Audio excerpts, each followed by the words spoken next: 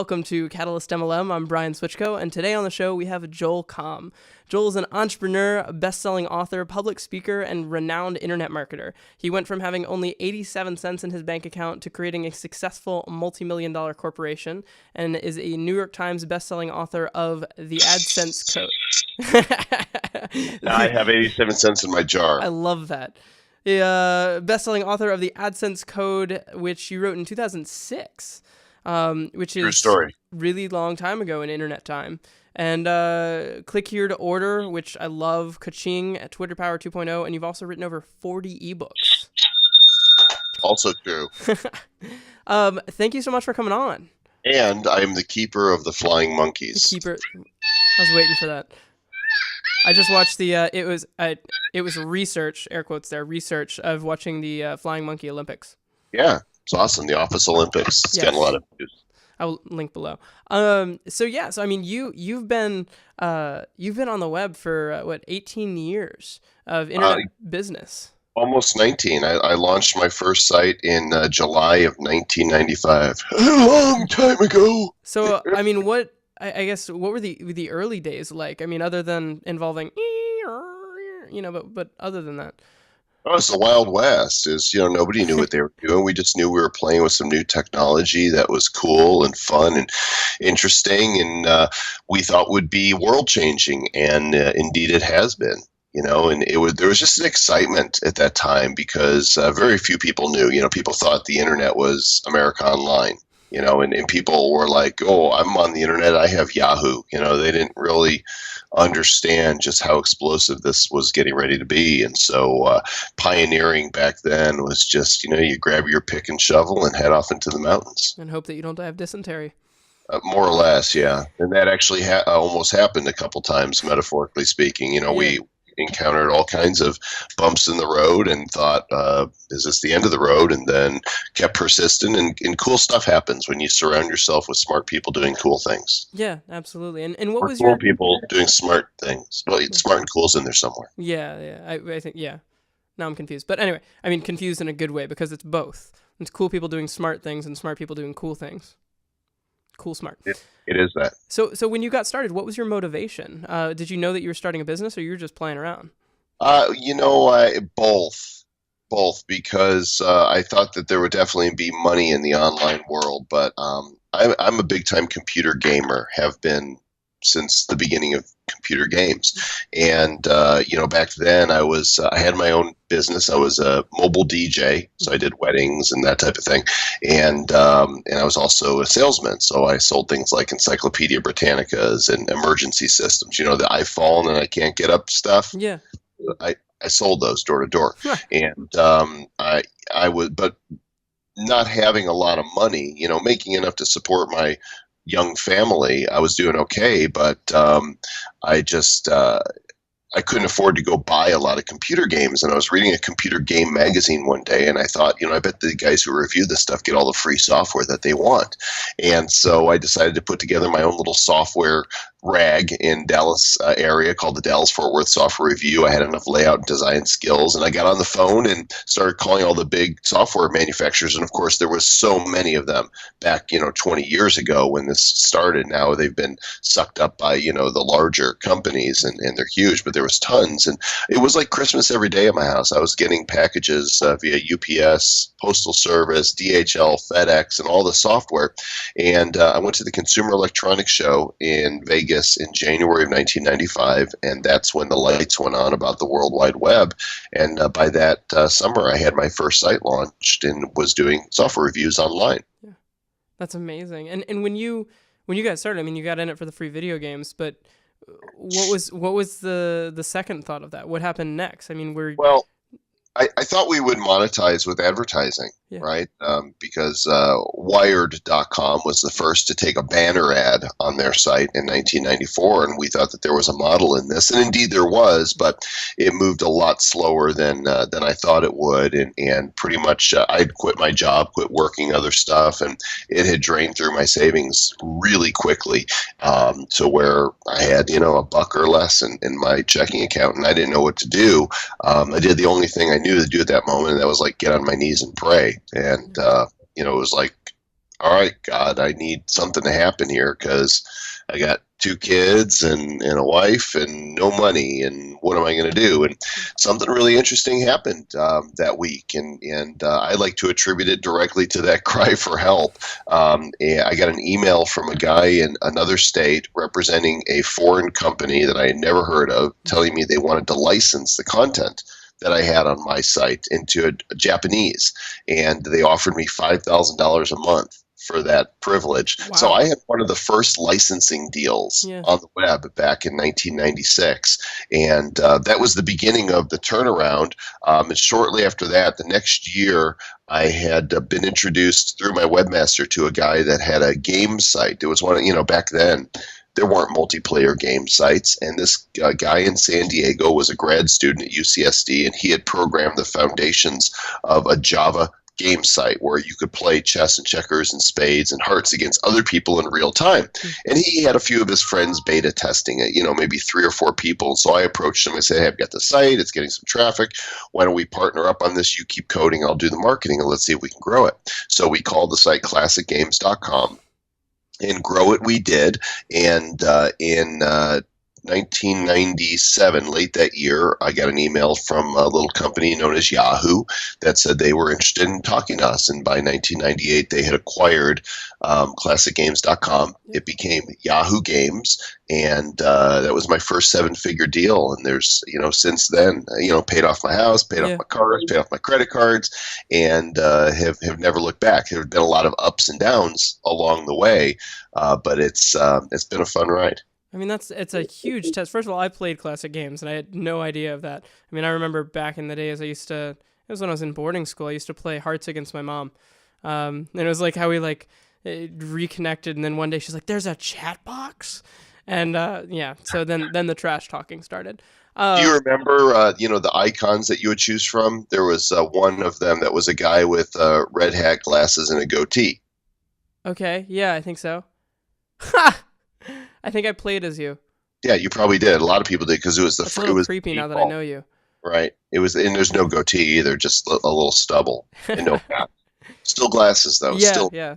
And the blonde hair guy with the blue cap, that was my partner Aaron, who went to work at Yahoo as the chief game Yahoo for about 4 years before he got vested and took off. Left.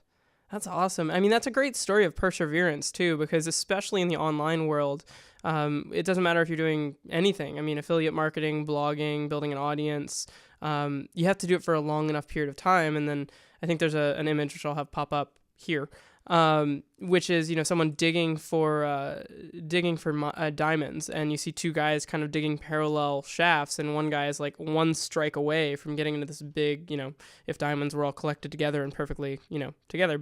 But he gives up. They are in Minecraft, by the way. You usually find them in chunks. That is much easier. Yeah, because it's blocks. And then the other guy comes in and he sticks with it one strike longer and he makes it. And that, could be looked at as your licensing deal. If someone comes to you and says, hey, we want to license your content, you're like, oh, I'm not doing that anymore. It's, you can't do that. So when you get into something, and you talked a little bit about it before, but how do you evaluate a new business venture? What are the things that you yourself measure in terms of whether or not you want to do it? That's a good question, Brian. The first thing is it interesting to me? I traditionally don't like to just latch onto something just because there's monetary reward to it, just because it's hot. People ask me all the time, well, what's the next, how do you make money online? What are people doing that is making money, and then do that? And I don't like that. It's got to be interesting to me. So, building the site was interesting to me because it was cool and fun. It was around software, which I was passionate about. The game site, I'm a gamer, so it made sense for me to do that. In 1999, I launched one of the first deal sites on the web, dealofday.com, because I enjoyed saving money online and wanted to introduce people to my site to the cool deals that were available all through affiliate marketing, and so on and so on and so on. I developed iPhone apps because I love the iPhone.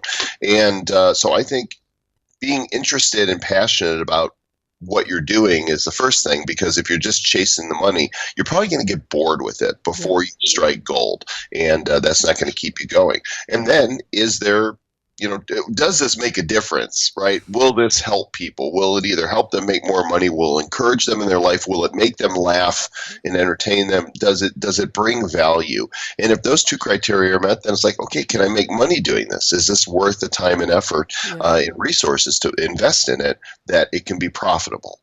Yeah, and it's important that you have those three different pieces. And I think, I want to say it's Napoleon Hill's Think and Grow Rich, and he talks about, creating affirmations. And the first step is to determine how much money you want, like a number as to what you want and why. And then the second step is, okay, what are you going to give for that money? You have to give some kind of value, because you don't get something for nothing. Right. And by the way, you just inspired, that question actually just inspires a blog entry. Right now, I'm going to make a note that in my blog right now that I want to write, how to determine, what's a good title for that? Help me write a title. How to determine value. If a business, the equation of value. It's right for you. That'll be my working title. We'll talk about that afterwards. Yeah. I'm saving it as a draft. I'm going to write that. That's going to be a blog entry. Thank you. Yeah. I have to. I'm going to make a map one day of the infrastructure of someone's house and where you get ideas for blogs. And I know that 95% of mine are usually when I'm about to fall asleep or in the shower. Totally in the shower. And I have a philosophy about that. I have a theory about the shower. And I think it's legit. One, you're in the shower and it's like this meditative type of activity. And there's something about the purification process. It's like you're washing away, metaphorically speaking, all the other stuff, and the water's hitting your head where your brain is, and it's firing off synapses and stuff. There's freedom in there. I mean, honestly, I think I need to find a waterproof laptop in a chair and just sit in the shower. Oh, I was going to mount an iPad in there. Ideate. You totally can. There's all kinds of cool waterproof stuff you can use now. Yeah. And that kind of leads, I guess it leads to the next question. I'm going to say it leads to the next question because it does, which is, how is success connected to someone's passion? Because, you and I both, and I think you know this, is that I'm extremely nerdy, and I like gadgets, and a little bit younger than you, but still have the same thing of I used to take apart blenders, and I was like, I want to know how they worked. I'd take apart everything. My parents hated it, because anytime there was an old appliance, it would be in pieces. I used to, and blenders, by the way, are electromagnetic. That's what a motor is. It's just a bunch of coiled copper wire. I would unravel that. Oh, wow. Yeah, it was a lot. Yeah. Very nerdy. By the way, you're probably a lot younger than me. Just a little bit. Yeah. You're what, 30? Yeah. Thanks. That means I started my first website when I was 11. I like it. Impressive. Prodigy. I'm down with that. Yeah, it didn't happen. No. So success and passion, how are those two connected? Oh, man, passion's got to drive everything. You've got to be into what you're doing. You've got to want it. You've got to want that it makes a difference for other people. At least I do. There are some people that they touch anything and it just turns to gold, and it doesn't matter if it matters to them, in their heart or not. I'm not that guy. I have to connect with it on some level. And I think most people are that way. The majority of people, there needs to be that connection. And I don't think those people started out like that. I think that they touch it and it turns to gold because they have the infrastructure and the experience, which they got doing something else. Right. And so you've created multiple things, and you've done multiple business adventures, ventures and adventures. But in multi-level marketing, people, they struggle, and a lot of people struggle to commit. And there's a big kind of realm of personal development. And you've gone through a lot, and you've pushed through a lot of non-success and gotten to the success. So what do you do in terms of routine, mindset, daily stuff like that to keep you going in hard times? Just keep moving. Every day is different. I love my lifestyle. I do what I want when I want to do it. The only things that are scheduled are trips, speaking engagements, and interviews such as this. Everything else in my life is flexible. Even my podcast. I was out of town last week. I decided to podcast last week. Maybe I'll do one today. It's been 2 weeks now, but I get to decide ultimately what's important to me and how I want to roll. So every day is a different adventure for me. And, I know I've got another appointment later today, but ask me what I'm going to do when we hang up. I'm not highly structured. I'll look at my email and I'll go, all right, what's the next thing I want to do? Yeah.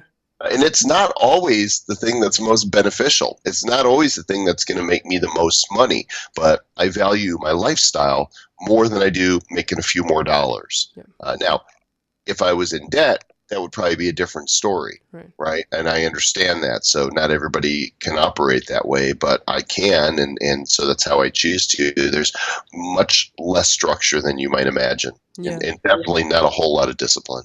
And I think that's important to note because, again, in MLM, people, they're told, okay, you have to go do this, you have to make sales calls, you have to do stuff. And in a previous interview, we're talking about cold calling, and it's like nobody likes to do that. I mean, if you do, you're Satan. But people say, you have to do this, but there's a lot of value in gravitating towards the things that you enjoy. And so I guess what would be you talk a lot about kind of like being true to who you are, and that's what you do. So what is your definition of authenticity?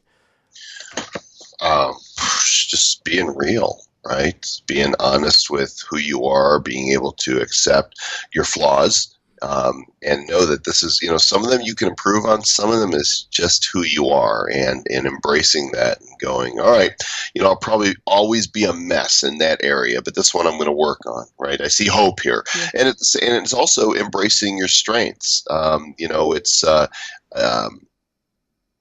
I don't believe in, that we should have false humility. It's like if there's something we're doing well, then we're doing it well. Admit it and embrace it and go. For me, it's speaking. And I'll say, look, I can't, hit a baseball or shoot hoops or sing or dance. And, there's all these things I can't do well, but I do know the gift that God has given me that I excel at. And that's when I get on stage and can communicate to a room full of people. So I embrace that. I recognize it and I hold that in esteem. And at the same time, I can be incredibly self-deprecating to go, I'm so bad at so much other stuff. So, how did you discover your passion for speaking? It's really interesting. When I was before the whole internet craze, I went to a Zig Ziglar seminar called Born to Win. Yep. And it must have been like 1980, 88, 89. And I was so inspired by Zig, and I bought his tapes and I read his books. And as I went on sales calls, I just poured his stuff into me. And I remember at that event thinking, wow, it would be really cool to influence a room full of people. Yep. all at once by speaking. But I was terrified of it, literally terrified, had no desire to do it. I just thought that concept was cool. And it wasn't until my AdSense ebook came out in 2005 that somebody asked me if I would go speak in an event. It was a Robert Putty internet marketing event in Charlotte, North Carolina called Focus for the Future. And I show up at this thing, and Craig Perrine, Gary Ambrose, Mike Filsame are all scheduled to speak with me. And I'm putting together this presentation on PowerPoint, and they're like, "Have you done this before?" I'm like, "No." It scares me. Yeah. 27 people in the audience, and it comes my turn to go up there, and I nail it. And they're like, "Yeah, that was your first time." I'm like, "No, really, it was. Like, there's no way that was your first time ever speaking."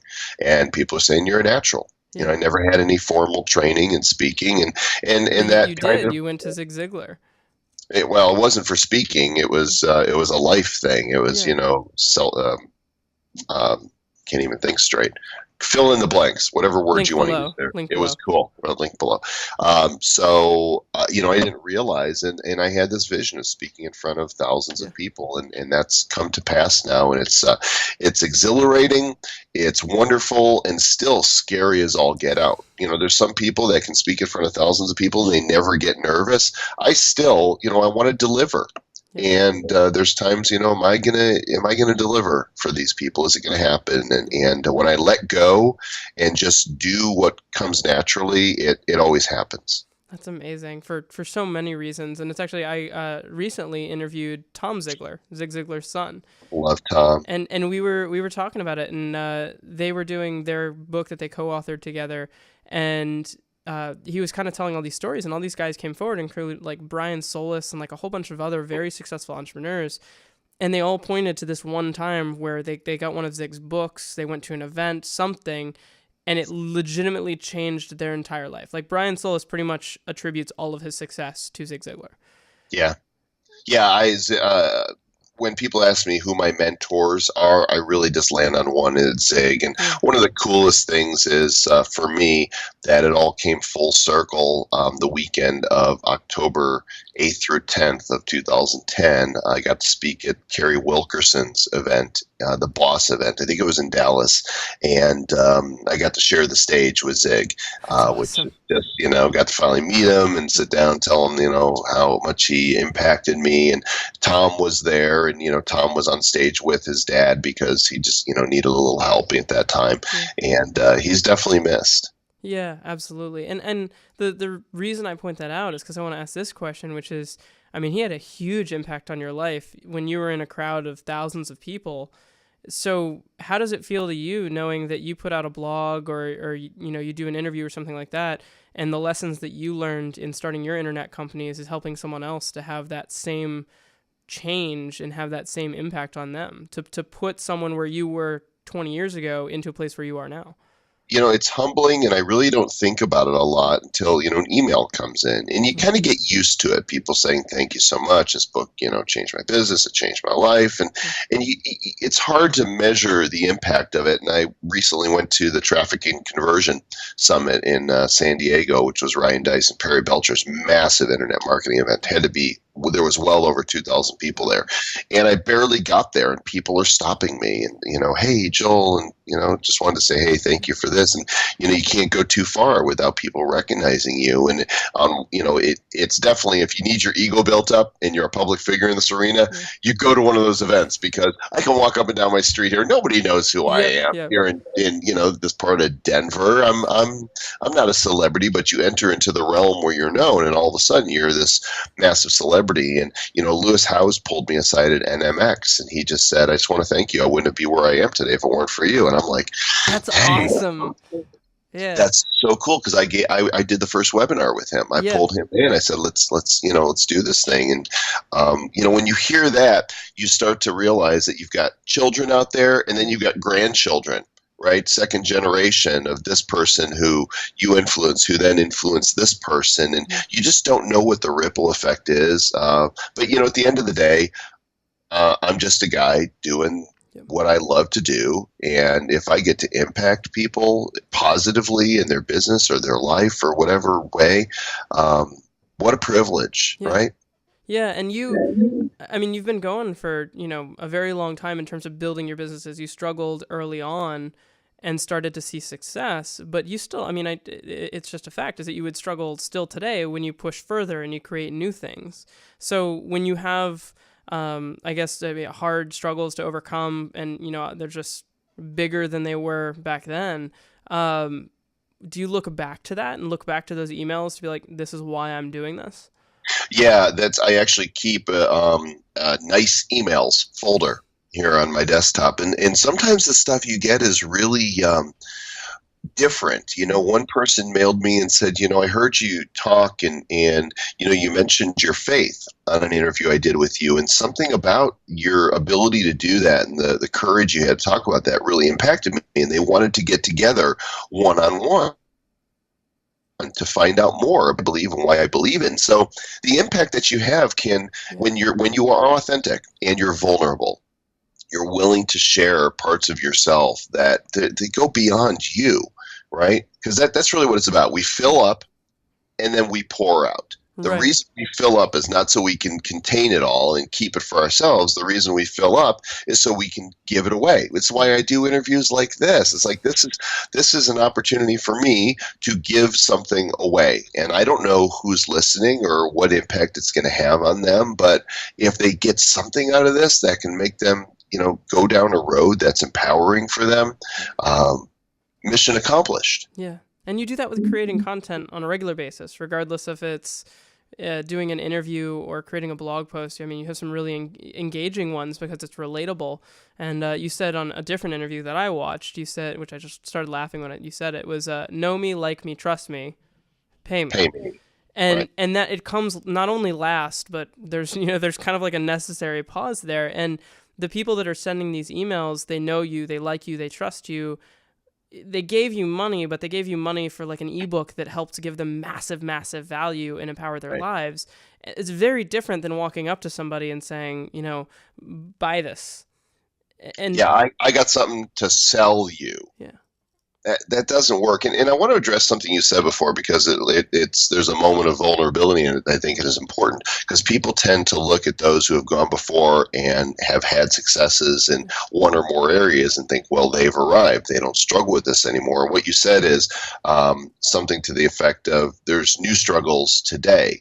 And just this morning, I got back from a long trip out of state, visiting friends and doing business, to tons of email sitting here, and all these projects. If you could see my to-do list of all the plates that I'm spinning, I felt so overwhelmed this morning, and still do, even at this moment. This is actually like a nice respite for me, because I can pull away from the pressure that I put on myself of what I need to do.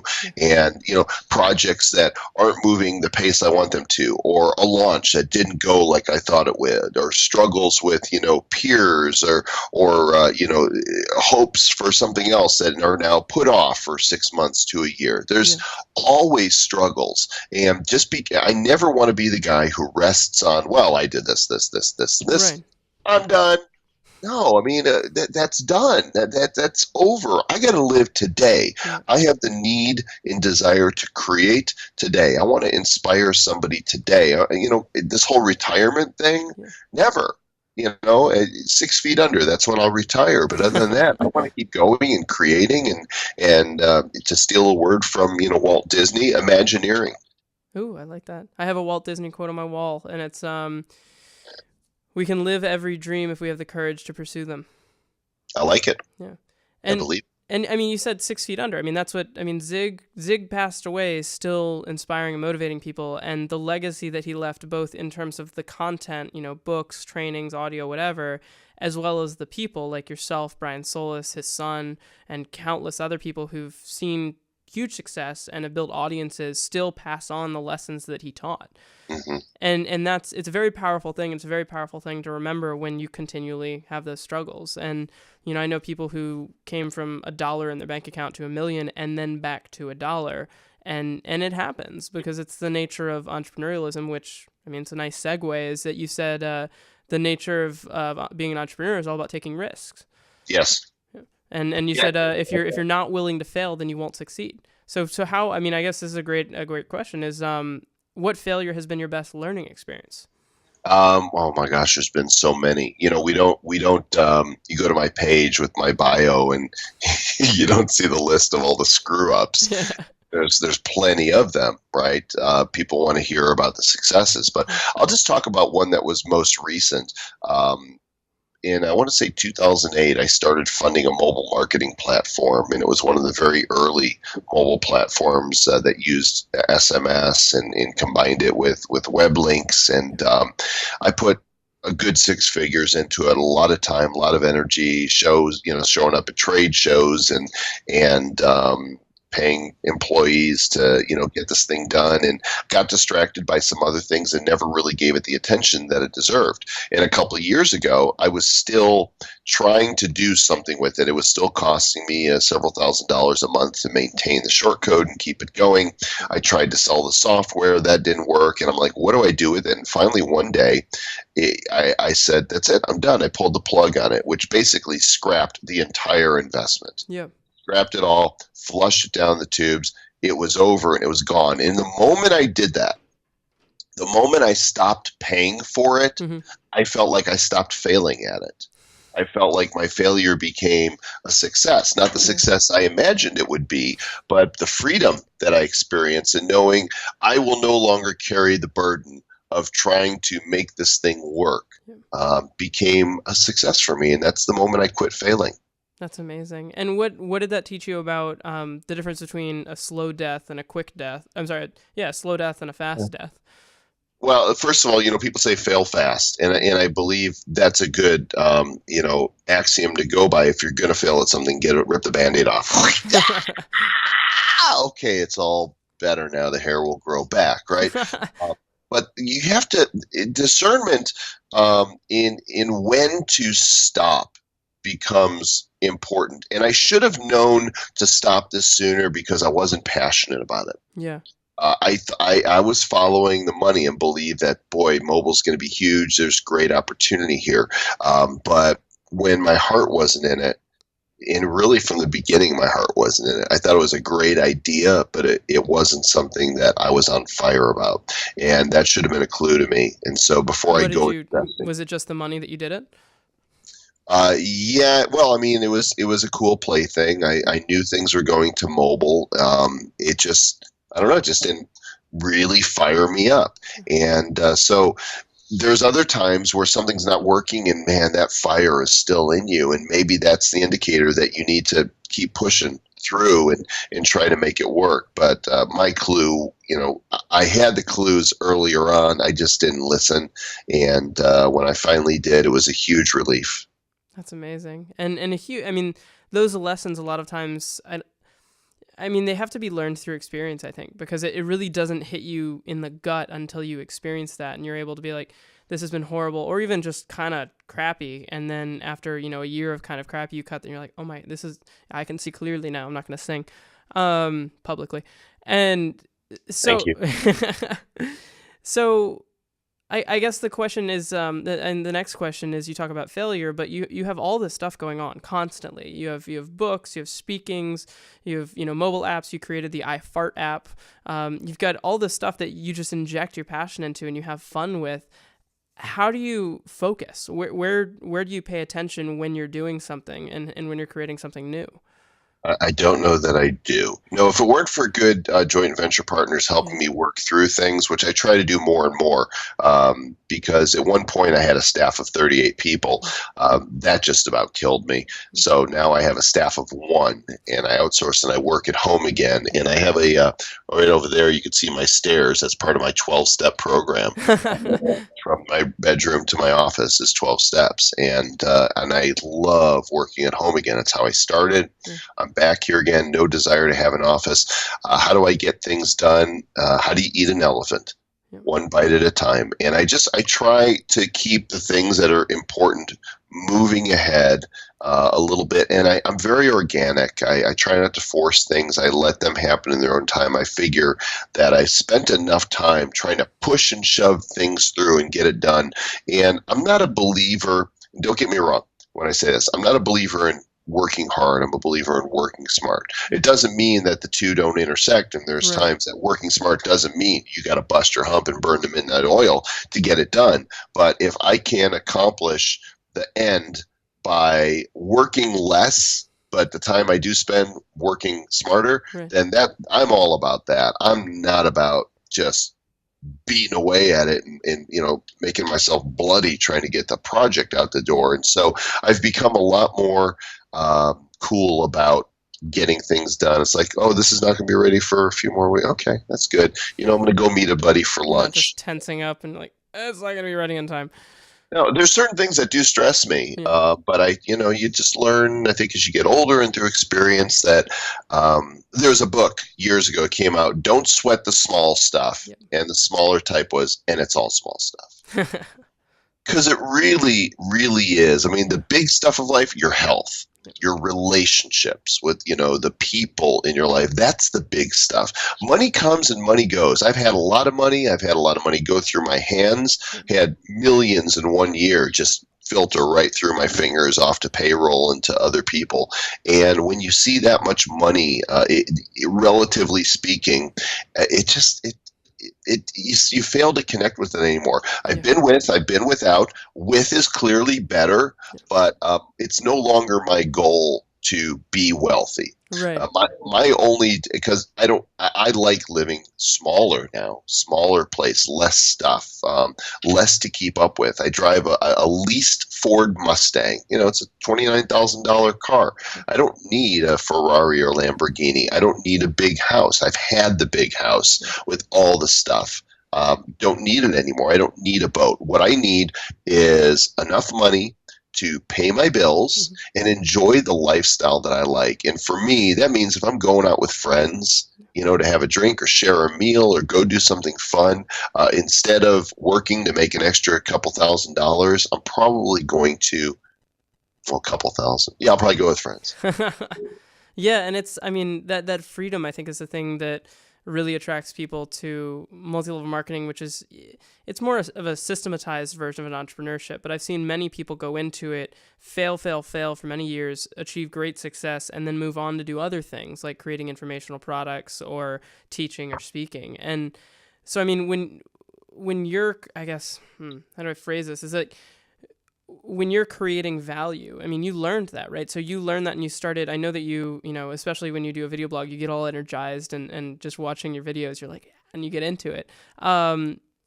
When you learned that creating value helped to generate a community that you could help and give connection to them to help them get to their goals, how did that affect your internet marketing from like a sales page perspective? What did that change? I don't understand the question. So when you learned the value of like creating valuable content, how did that affect the traditional sales funnel stuff that you would normally use for whatever you were promoting? Well, you begin testing to see what works, and there's a fine line in marketing and utilizing Cialdini's principles of scarcity and urgency ethically and crossing the line. And a lot of my peers, unfortunately, I've seen cross the line where they'll say there's only so many units available, and then they just keep selling. The page always says there's this many available, and I've got to watch for that with joint venture partners, because sometimes they'll create a page and it's got my name on it, and then somebody will go, wait, is that a false scarcity? I'm like, and I got to go and tell them, you can't do that. Right. You can't do that. When I put a product out and they say it's going to end on a certain date or after a certain number of units are sold, that's it. It's real. It's legit. Gone is gone. Done is done. So, but you want to use best practices and do what works, just in an ethical way. Yeah, absolutely. And I think that all the trust and connection that you've built up through that content, if you make a sales page that is using false tactics, people will see through that, if not now, eventually, and then that destroys everything that you've built up in the form of a relationship with them, a genuine relationship. Right. Yeah.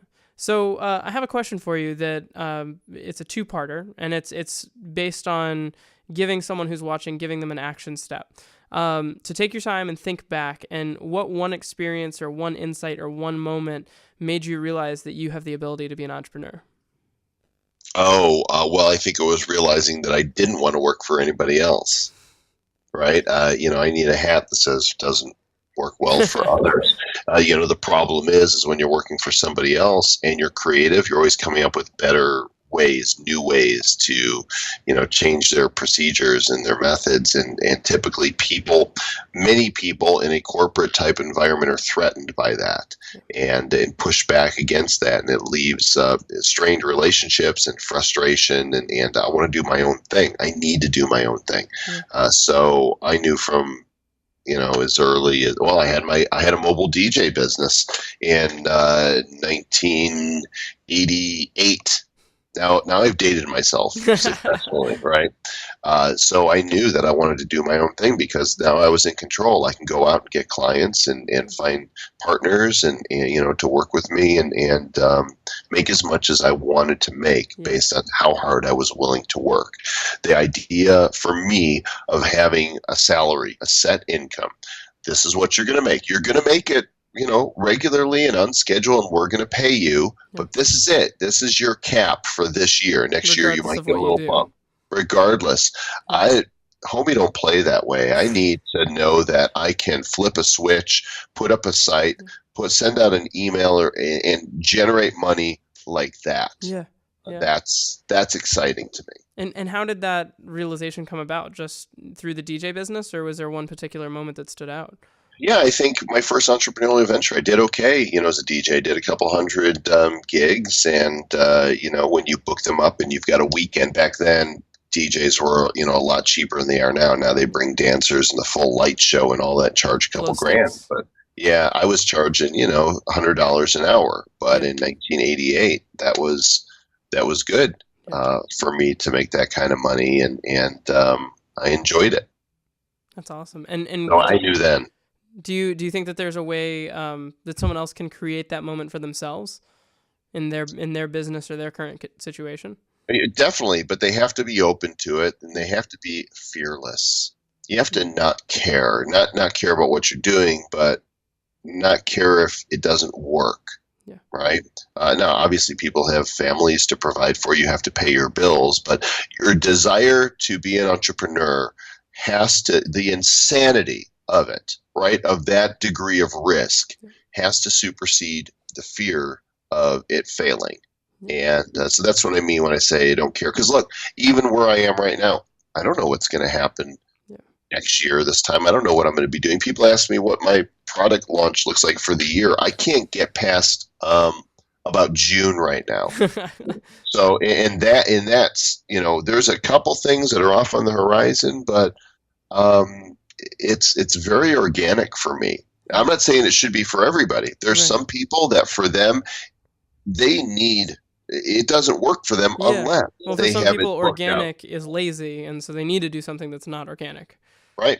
Yeah. And I think that the message of being emotionally unattached to the outcome is a very powerful one, because it helps people to kind of acknowledge the fear in the back seat of the car, so to speak, but then still continue driving forward. And like, it's in the back seat, not the front seat. It's not standing on the hood.